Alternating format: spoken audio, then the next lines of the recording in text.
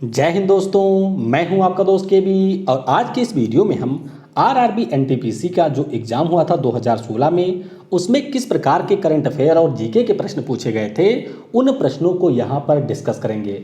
मैं आपसे ये कई बार कह चुका हूँ कि आप जिस भी परीक्षा की तैयारी कर रहे हैं, उस परीक्षा में सफलता के लिए ये एक बहुत ही महत्वपूर्ण क्राइटेरिया है कि आपको उस परीक्षा के जो भी प्रीवियस ईयर पेपर हैं उनमें पूछे गए प्रश्नों के बारे में बहुत ही अच्छे तरीके से पता होना चाहिए।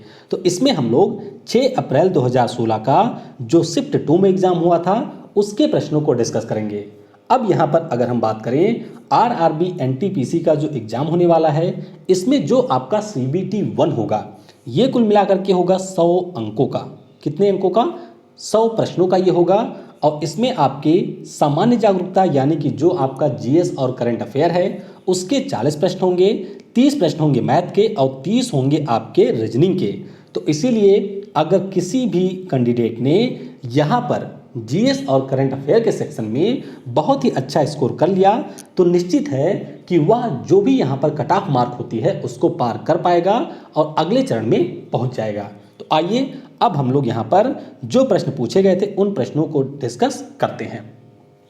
पहला प्रश्न था कि एशिया का सबसे पुराना तेल उत्पादक क्षेत्र कहाँ पर है? तो ये आप सभी को पता होगा कि असम में एक स्थान है जिसका नाम है डिगबोई और वहीं पर एशिया का सबसे पुराना तेल उत्पादक क्षेत्र है। तो इस प्रश्न का ऑप्शन बी करेक्ट होगा। तो ये काफ़ी ज़्यादा आसान प्रश्न था। होमो सेपियंस के रूप में वर्गीकृत किए जाने वाले प्रारंभिक होमोनाइड्स कौन थे? तो ये आपके थे निएंडरथल। कौन थे? निएंडरथल। यहाँ पर होमो सेपियंस के रूप में वर्गीकृत किए जाने वाले प्रारंभिक होमोनाइड्स थे। तो आप कह सकते हैं कि ये थोड़ा सा टफ प्रश्न था। हालांकि जिसने भी थोड़ी सी बेसिक बायोलॉजी पढ़ी होगी वह आसानी से इस प्रश्न का भी उत्तर दे सकता है। अगला प्रश्न, निम्नलिखित में से कौन सा यौगिक गुर्दे की पथरी का निर्माण करने वाला सर्वाधिक सामान्य यौगिक है? तो ये प्रश्न भी काफ़ी ज़्यादा आसान था। जो आपका होता है कैल्शियम ऑक्सोलेट यानी कि CaC2O4, ये आपका एक सामान्य यौगिक होता है जिससे गुर्दे की पथरी का निर्माण होता है। फिर एक बहुत ही आसान सा प्रश्न था कि जो हमारी जीभ होती है यानी कि जो भी ह्यूमन का टंग होता है उस पर आपको कितनी स्वाद कलिकाएं यानी कि टेस्ट बड्स मिलेंगी? तो इनकी संख्या होती है 2000 से 8000 तक। तो ये भी काफ़ी ज़्यादा आसान प्रश्न था। अगला प्रश्न पूछा गया था कि सफ़ेद रेगिस्तान भारत के निम्नलिखित राज्यों में से किसमें स्थित है? तो सफ़ेद रेगिस्तान यानी कि व्हाइट डेजर्ट की बात हो रही है और इसका मतलब ये है कि वह स्थान जहाँ पर नमक की खेती होती है वह आपका होगा व्हाइट डेजर्ट। और ऐसा स्थान हमारे यहाँ पर है गुजरात में, यानी कि जो कच्छ के रण वाला रीजन है वहाँ पर आपको सफ़ेद रेगिस्तान देखने को मिलेगा। तो ये भी कह सकते हैं आसान ही प्रश्न था। एक नवजात शिशु के शरीर में कितनी हड्डियां होती हैं? तो ये प्रश्न थोड़ा सा टिपिकल आप इसलिए कह सकते हैं क्योंकि इसके जो ऑप्शन दिए गए हैं वो काफ़ी ज़्यादा डिफरेंट हैं। अब बात करते हैं अगर हम लोग एक इन्फेंट की, तो उसके शरीर में 300 के आसपास हड्डियां होती हैं। तो इस प्रश्न में अगर आप देखेंगे तो कोई भी ऑप्शन 300 के आसपास नहीं है। हालांकि अगर हम लोग सबसे नज़दीकी ऑप्शन को टिक करते हैं तो उस स्थिति में 350 को आप टिक कर सकते हैं। हालांकि इनकी संख्या 300 के लगभग होती है या 300 से थोड़ी ज़्यादा होती है, तो इसीलिए हम 350 को यहाँ पर टिक कर सकते हैं। और वहीं पर जो हमारा एक वयस्क मनुष्य होता है उसके शरीर में आपको 206 बोन देखने को मिलेंगी। अगला प्रश्न पूछा गया था कि निम्नलिखित में से कौन सा एक वर्ड प्रोसेसर का उदाहरण नहीं है? तो वर्ड प्रोसेसर पहले क्या होता है ये आप समझिए। जो हमारा वर्ड प्रोसेसर होता है या आप कह सकते हैं कि ये एक मिनी कंप्यूटर या फिर एक ऐसा प्रोग्राम होता है जिसमें आप शब्दों को लिख सकते हैं, इसके अलावा वहाँ पर डेटा को एडिट कर सकते हैं और फिर उसका प्रिंट आउट ले सकते हैं। तो जब आप ऑप्शन देखेंगे तो IBM का जो लोटस सिम्फनी है यह भी एक प्रकार का वर्ड प्रोसेसर है, माइक्रोसॉफ्ट वर्ड भी वर्ड प्रोसेसर है, गूगल डॉक्स की बात करें तो ये भी एक ऑनलाइन वर्ड प्रोसेसर है और माइक्रोसॉफ्ट एक्सेल की बात करें तो यह भी एक वर्ड प्रोसेसर है। तो ये प्रश्न आप कह सकते हैं कि गलत दिया हुआ था क्योंकि इसमें आपके सारे माइक्रो वर्ड प्रोसेसर हैं। ऐसा इसमें कोई ऑप्शन नहीं है जो कि एक वर्ड प्रोसेसर ना हो। फिर पूछा गया था किंग जॉर्ज पंचम और क्वीन मैरी की यात्रा की याद में सन 1911 में भारत का कौन सा लोकप्रिय पर्यटन स्थल बनाया गया था? तो ये आपका है गेटवे ऑफ इंडिया। तो 1911 में आए थे किंग जॉर्ज पंचम और क्वीन मैरी, तो इन्हीं की यात्रा की याद में गेटवे ऑफ इंडिया का निर्माण मुंबई में किया गया था। अगला प्रश्न था कि मुगल साम्राज्य की स्थापना किसके द्वारा की गई थी? तो ये आप कह सकते हैं कि काफ़ी ज़्यादा टफ प्रश्न था, क्योंकि अधिकांश लोगों को ये नहीं पता होगा। तो बहुत ही आसान प्रश्न था। बाबर के द्वारा 1526 में पानीपत के पहले युद्ध में लोदी वंश के आखिरी शासक, जिनका नाम था इब्राहिम लोदी, उनको हरा करके मुगल साम्राज्य की स्थापना की गई थी। अब पानीपत के युद्ध की बात आई है, तो पहला युद्ध तो हुआ था 21 अप्रैल 1526 को बाबर और इब्राहिम लोदी के बीच में। उसके बाद में 5 नवंबर 1956 को एक युद्ध हुआ था विक्रमादित्य हेमू और अकबर के बीच में। तो ये था पानीपत का सेकंड युद्ध। और एक हुआ था पानीपत का थर्ड युद्ध। तो ये किसके बीच में हुआ था? तो उस समय के मराठा शासक, जिनका नाम था सदाशिवराव भाऊ, और उसके अलावा अहमद शाह दुर्रानी। अहमद शाह दुर्रानी के साथ नजीब उद्दौला भी थे, सिराज उद्दौला भी थे। तो इन लोगों के साथ मिलकर के तीसरा युद्ध हुआ था। तो तीनों युद्ध के बारे में आपको ध्यान रखना है। हीलियोसेंट्रिज्म, यानी कि जो ये हीलियोसेंट्रिज्म की धारणा है, इसको सपोर्ट करने के कारण किस खगोल शास्त्री को उसके घर में नज़रबंद किया गया था? तो हीलियोसेंट्रिक की अवधारणा क्या है? देखिए, हमारे यहाँ पर प्राचीन समय में ये माना जाता था कि जो हमारी पृथ्वी है वह अंतरिक्ष के केंद्र में है और सूर्य इसके चारों ओर परिक्रमा करता है, या जो फिर अन्य ग्रह हैं वह इसके चारों ओर परिक्रमा करते हैं। लेकिन यहाँ पर कॉपरनिकस के द्वारा, निकोलस कॉपरनिकस के द्वारा ये बताया गया कि जो हमारा सूर्य है वह मध्य में स्थित है और बाकी ग्रह इसकी परिक्रमा करते हैं। तो उस समय जो चर्च होते थे उनके द्वारा ये पूरी तरीके से अस्वीकार कर दिया गया। उन्होंने ये माना कि इन्होंने ये जो बताया है वह धर्म के विरुद्ध है, और इसी के कारण इनको इनके घर में नज़रबंद कर दिया गया था। तो ये भी आपको ध्यान रखना है। अगला प्रश्न है, 1981 में इसरो के द्वारा प्रक्षेपित भारत के पहले जियो स्टेशनरी उपग्रह का नाम क्या था?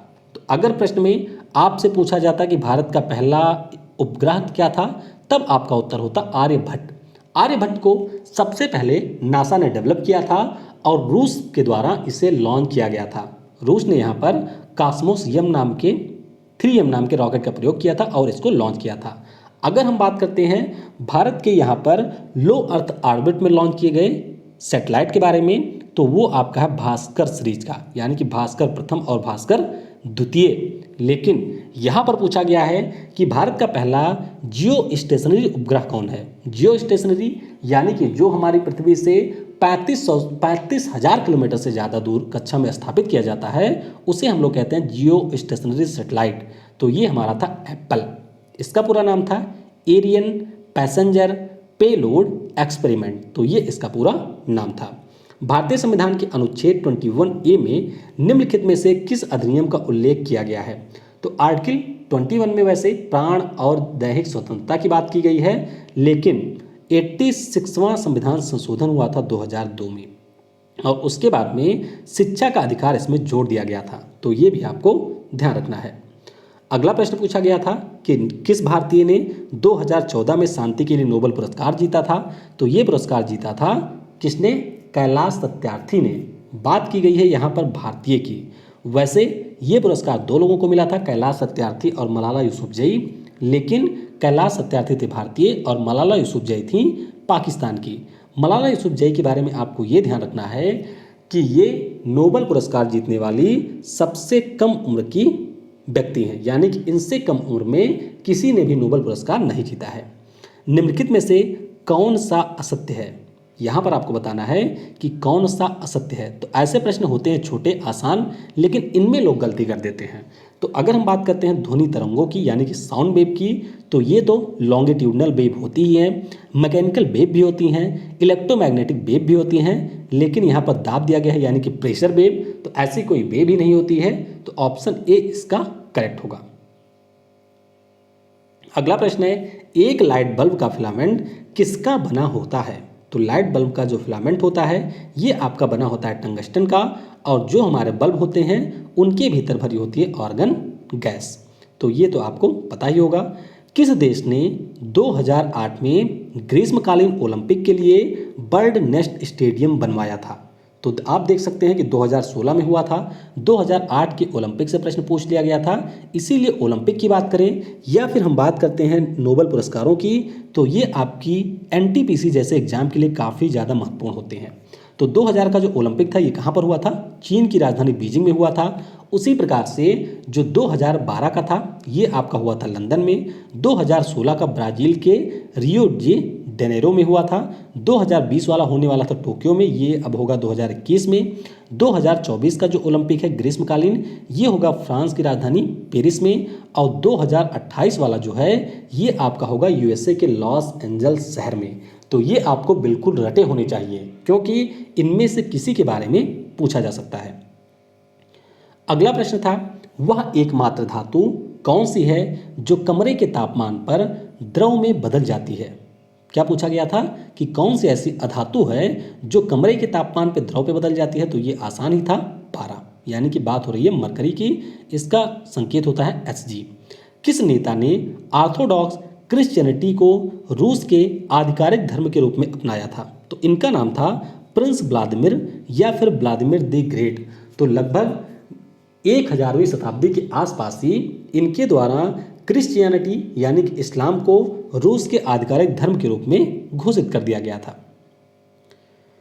अगला है C12H22O12, ये किस नाम से जाना जाता है? तो ये हमारा होता है चीनी यानी कि शुगर। तो ये भी काफ़ी आसान प्रश्न था। शतरंज की कौन सी गोटी सीधे चलती है किंतु तिरछी मार सकती है? तो शतरंज के बारे में आप ध्यान रखिएगा कि इसकी जो गोटियां होती हैं, सबसे पहले आप ये ध्यान रखिएगा कि शतरंज इस प्रकार से खेला जाता है और इनकी संख्या होती है 8 और इनकी संख्या भी होती है 8, यानी कि कुल आपको 64 खाने यहाँ पर देखने को मिलेंगे। जो घोड़ा होता है ये 2.5 कदम चलता है और 2.5 कदम पे ही ये मारता भी है। हाथी की बात करते हैं तो ये पूरी तरीके से स्ट्रेट चल सकता है। उसी प्रकार से बिशप यानी कि ऊंट की बात करते हैं तो ये यहाँ पर तिरछा चलता है, और जो प्यादा होता है ये चलता है सीधा, लेकिन जब इसे मारना होता है दूसरे किसी भी अन्य यहाँ पर तो वह मारता है तिरछा।